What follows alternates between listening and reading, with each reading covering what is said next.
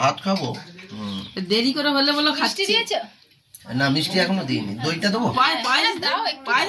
পায়েস দিয়ে দিয়েছি আমার পাটে। আমি সব দেখি এইটু, এটাও খুব ভালো লাগবে। কিন্তু গোটা ধর না, রস পড়বে না। আচ্ছা পড়ুক না, জামা আজকে খাবে। নাও দেখি, ওকেও বসি দেয়া হবে, নিজেও ঘাটবে।